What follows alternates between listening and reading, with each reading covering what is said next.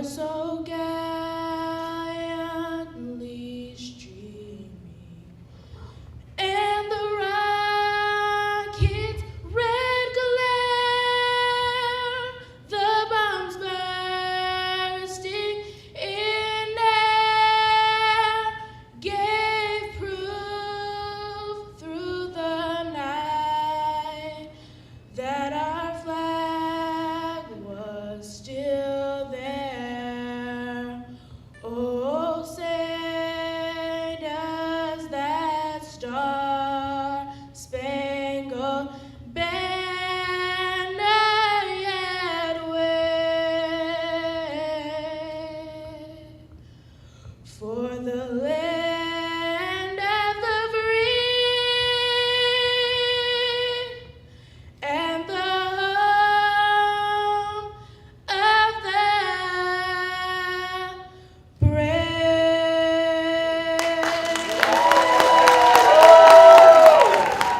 Hi, my name is Melissa Bermudez. I am currently the group coordinator for Contra County Health Services.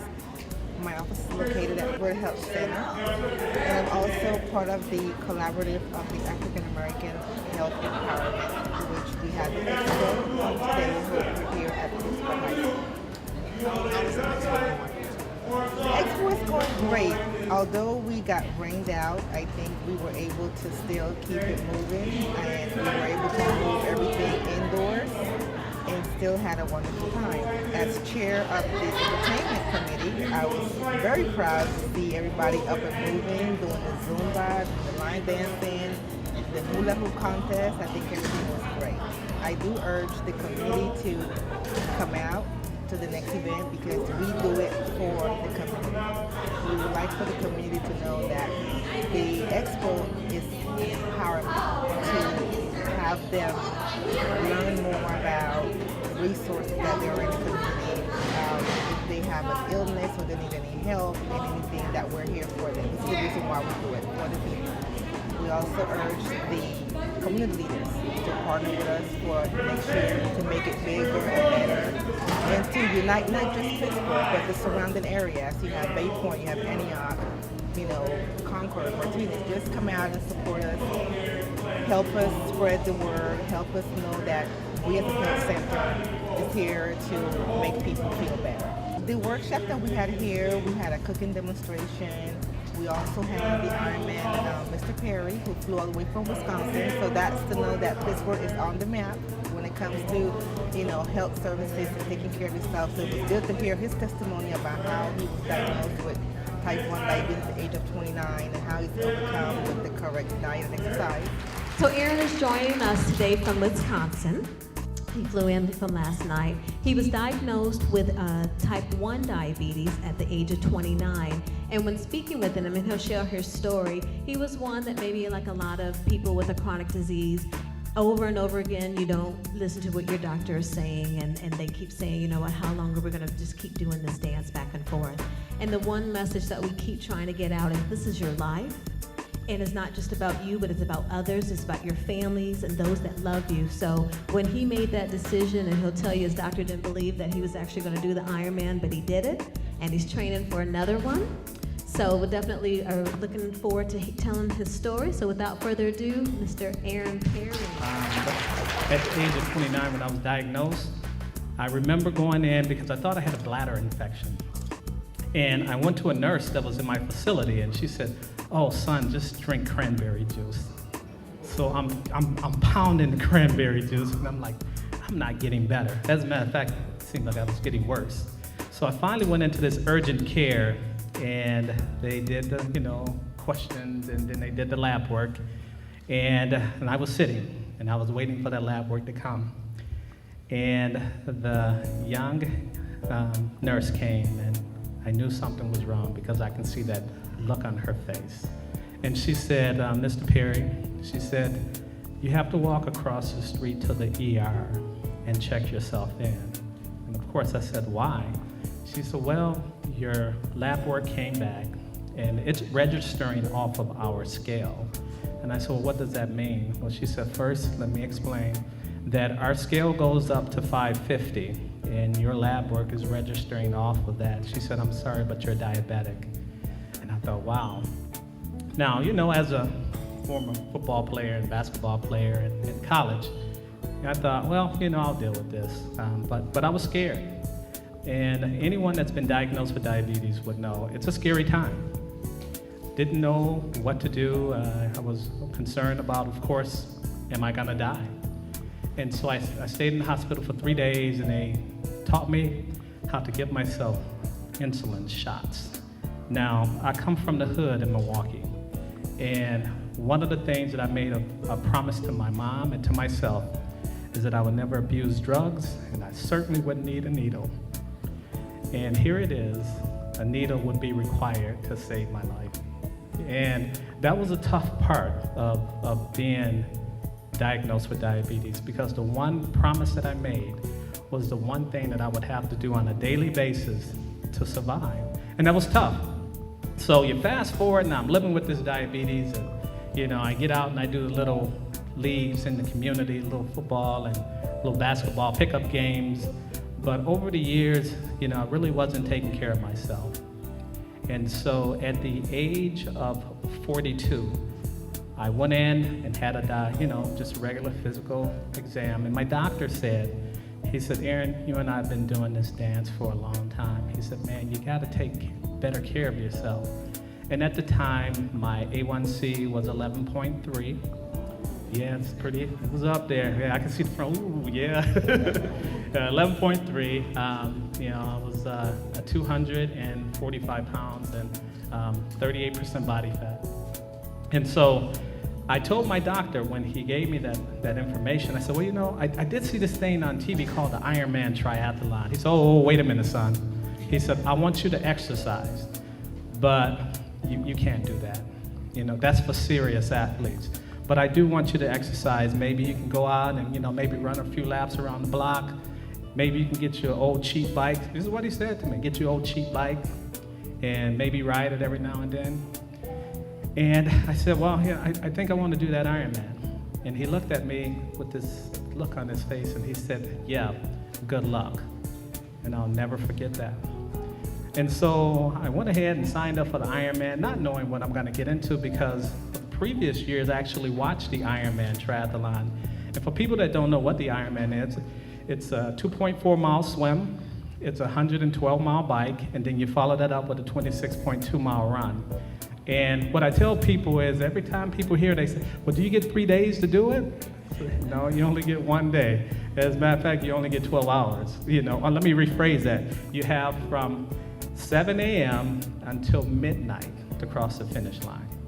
So I decided to sign up, and I said, once you get my money, you got my attention, you got my time, So I just remember the first thing is I needed to learn how to swim. Now, again, you overcome all these challenges because at the age of 5, there was a couple of things that happened. At the age of 5, I remember my mom had me on the porch of our house because she wanted me to see what was going on out in the community. And I just remember at the age of 5, I saw these army men running through our community. That's what I thought at the age of 5, these army men. It was actually the National Guards. Martin Luther King had just been assassinated. And I see all these army men. I want to go play with the army men, Mom. And she said, son, pay attention to this. This is what our country has come to. And I didn't get it at the time. And so it was such a difficult time in our community because people were looting and robbing businesses. And again, I was young. I didn't appreciate, didn't understand it. So as I got a little older, but during that time, our community, everything was so bad that my mom said, come on, we're gonna go to the lake. Just try to get everybody's mind on something different. And so I remember going to the lake, and I was always a curious kid. That's what my mom told me. And I jumped in the lake, and I was gonna play hide and go seek from my family. I put my head under the water, I came up, and I'm way out. Water had the waves. My little body was not a match for Lake Michigan. Floated all the way out. I'm looking at the shoreline, I'm clearly drowning, and I thought, people that, I thought they were waving at me, but they were, horrified. But I remember this man just coming out and grabbing me and bringing me back to shore. And So you fast forward, 30 some odd years later, now I got to get back in the same water because I still had that in the back of my mind that, almost drowned. And so I hired a swim coach, and I told him, I need to learn how to swim 2.4 miles. And I only have, at that time, 360 days to do it. Can you get me there? He said, son, you have so much time, it's crazy. And I said, wow, I have to believe in this man because I didn't believe in myself. So I started getting, the swim lessons, and I get in my pool, and, I get that little, 9, 10 laps in the pool, and I get out like, yeah, I'm on my way. So I asked my swim coach, I said, man, I just completed 9 laps in the pool. Am I on my way? He said, yeah, the 2.4 mile is 84 laps, but you're close. So I kept thinking, man, I want to be an Ironman, but maybe this is too tough. Then I start hearing from the community that in Madison, they will research anything. And so put a little article in the paper that, I'm going to take on this Ironman because I needed support. I needed someone to pray for me. I needed someone to get behind me. But of course, like I said, you put something in the paper, somebody from Madison is going to research it. So they came back with this research that, there's never been an African-American diabetic do an Ironman.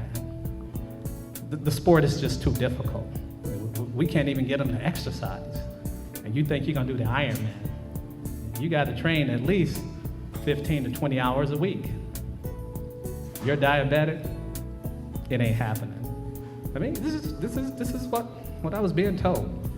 And so I went ahead and found this African-American man in our community. His name is Dino Lucas. Dino had done almost, 10 Ironmans. So I had to find this brother. And the nicest man you would ever meet. And I told him, I said, I want to do the Ironman.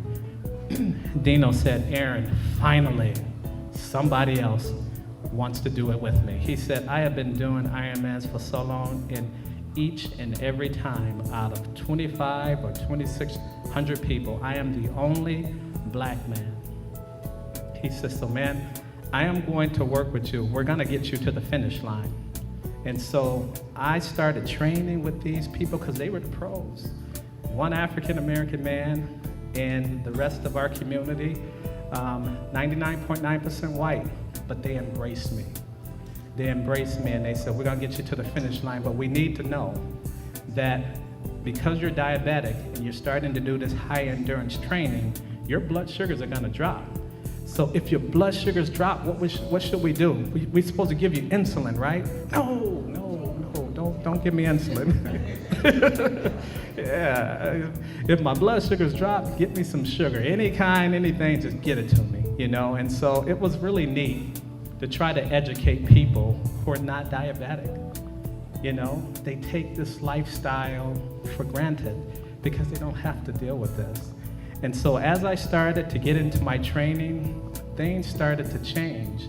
I noticed that when I started, I was 240 pounds, and all of a sudden I'm 230. I'm like, okay, I'm starting to see some differences. I started consuming a lot of water, and my skin complexion cleared up. I said, okay, some things are changing, And that was when I was doing that easy stuff, like, the 20 miles or 20 laps in the pool, and then I started doing the, 10-mile bike rides, and still couldn't get that running up. But I'm watching the clock, I'm watching the calendar, because that time is slowly, creeping up on me. And so I really started putting everything together. The hardest part of doing this, and my mom shared this with me. I had 17 years with my mom before she passed away. I tell you one thing, that woman prepared me for this life. In 17 years, the little lessons that she used to give me. I would come home, after having a real bad day at school, and I wanted her to fix it. She said, boy, go sit over in the corner and let it simmer. Don't try to fix it right now, just let it simmer. And I didn't get that. I just didn't grasp that. But she was saying, you'll figure it out. And so now all of a sudden, she's no longer here. I'm diabetic, I'm signed up for this Ironman Triathlon. And And I want it bad. But when I was told that there was no other African American diabetic that had ever did this event, I started to realize, okay, I'm embarking on something pretty significant here, something that no one has ever done. Yes, the Ironman is probably the world's most challenging endurance event, but I wanted it. And that's the one message that I have for anybody out here that's contemplating anything. I can tell you, we were built for this. We were built for this because the more I started to train, the confident I got. People around me, particularly my friends, you know, my boys, they say, Aaron, we support you, man, but I'm not swimming in that lake. We support you, man. I'll ride maybe 5 miles with you, but you're talking about doing a 60-mile ride and following up with a 10-mile run? No, man, I'll drive. I'll drive and bring you some water, you know? And so that was tough because as I watched a lot of the other people training for the Ironman, they were training with their friends. And, you know, and they looked like they were having fun, but I wanted it. And so I would get up on a Saturday, that was my lone training day. And I went from having a lone training day to be 1 hour to almost, you know, halfway into my Ironman training. You know, I was putting in, you know, 6-hour days on a Saturday, you know, 6 hours. I would get on a bike, I would run, or it would be swim and bike, or bike and run. But that was my routine every Saturday. And so I'm paying attention to this calendar.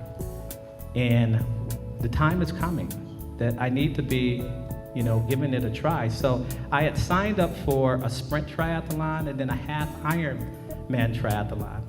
So when I completed that sprint triathlon, and those are smaller ones, it's, you know, typically a 400-yard swim, a 15-mile bike, and a 3-mile run.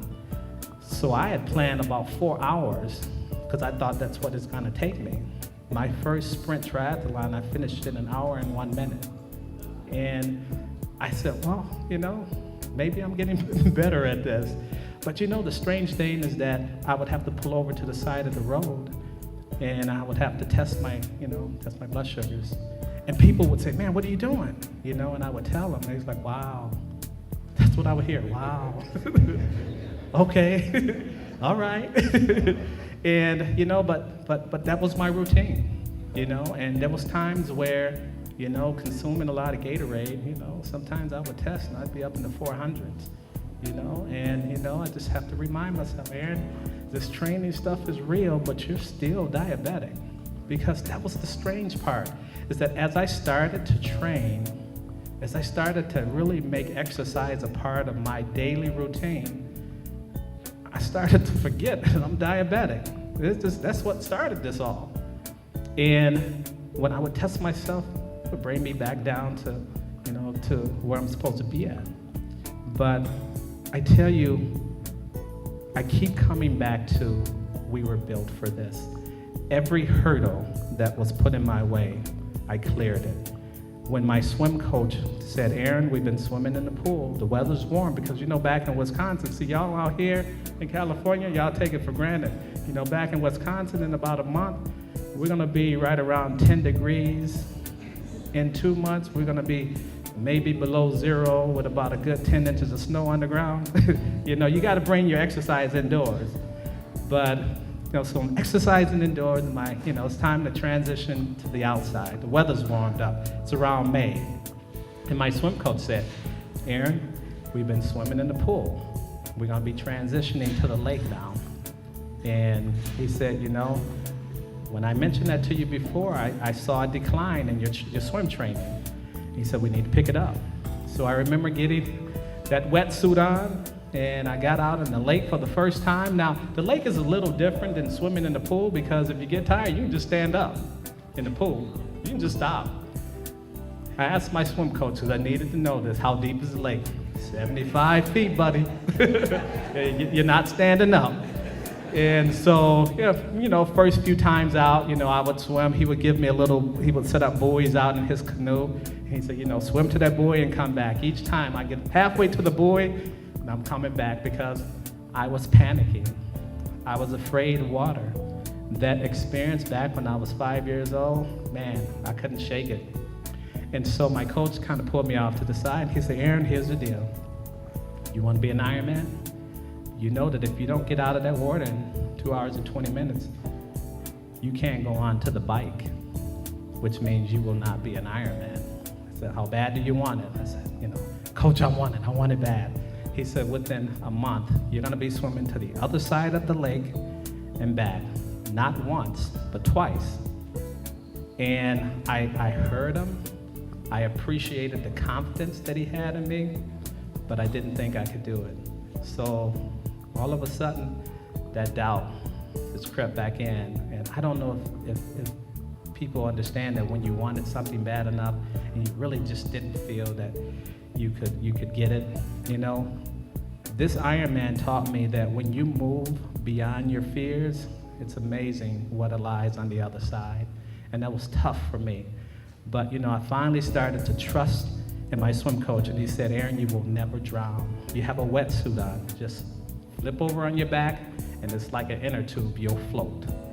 And there was times that I needed to do that. And so now I'm swimming, and I remember getting to the other side of the lake. I'm like, wow, I did it. But I had to come back. I had to come back. It was either get out of the water and walk on this crappy road with a wetsuit on, dripping. That wouldn't look good. So yeah, get to the other side and I'm on my way. So then I started swimming, and I would get tired and I would flip over on my back, and then I'd have to, flip back over and I'd make it back to the shoreline. That was a victory for me. But then, I had to put the swimming and the cycling together. And so I would do, maybe an hour swim in the lake, then I would get out and I would get on my bike. And the weather's warming, it created a few more challenges. The thing about living in Wisconsin is that I was required to ride my bike outside of the city, because my training program sometimes required me to do a 60 or 70 mile bike ride. And then I would have to follow that up with a 5, 10, or 15 mile run.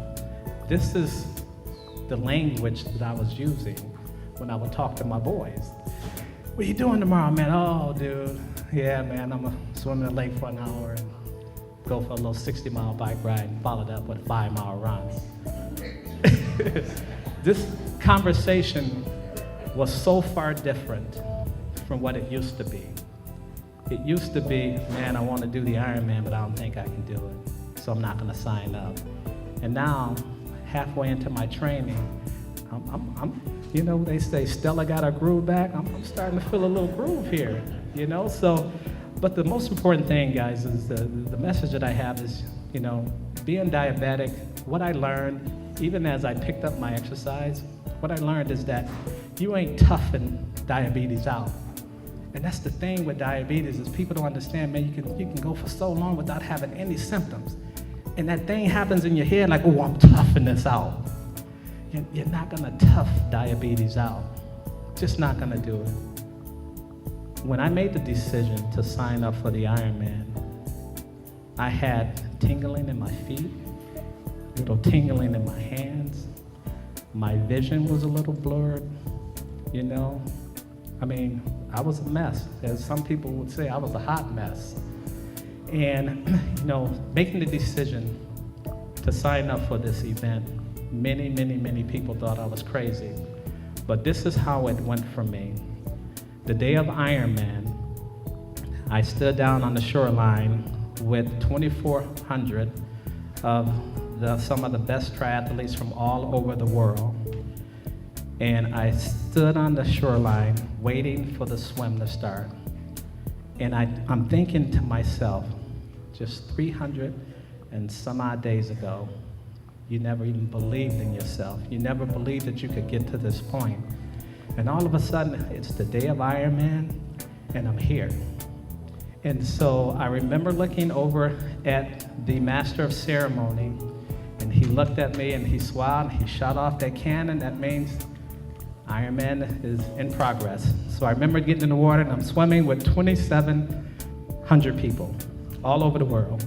And what I can tell you, some of you female triathletes are tough. That was slapping me in my head, and It was crazy, you know. So, you know, I finally kind of got in my groove, and I listened to my coach. I had my coach just repeating, Aaron, reach, grab, rotate. That's swimming.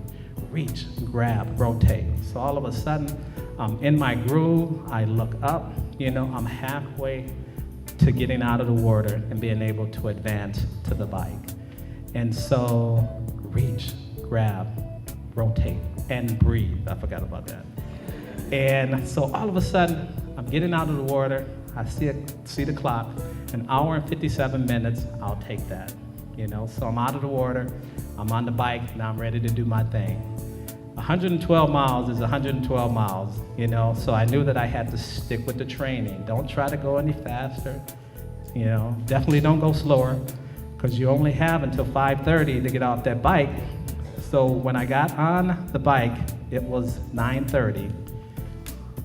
I did my bike. I did the first 40-mile loop, feeling pretty good. Those hills in Wisconsin, which is why Wisconsin, Ironman Wisconsin, is the worst and the most challenging of every single Ironman event in the entire world. It's because of 6,900 feet of climbing. And I tell you, you have to do that loop twice.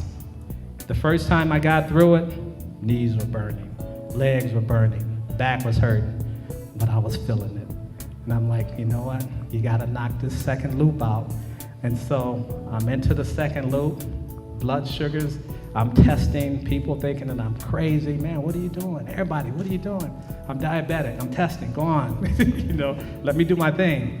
And so all of a sudden, you know, I see that 80-mile sign, which means I'm at the 80-mile mark, you know, and I'm getting close. I'm getting close to being able to get off this bike. And so this picture right there in the middle, grabbing my chest because all of a sudden I'm cramping. And I remember saying, God, you got me this far. You got me this far. Don't take me out of this race. And I had this severe cramping that I started praying on the bike. I was like, come on, God. I didn't put in the work for you. I'm doing this, you know. I made a commitment to not just myself, but my family, but my God, that I would represent and I would be for real.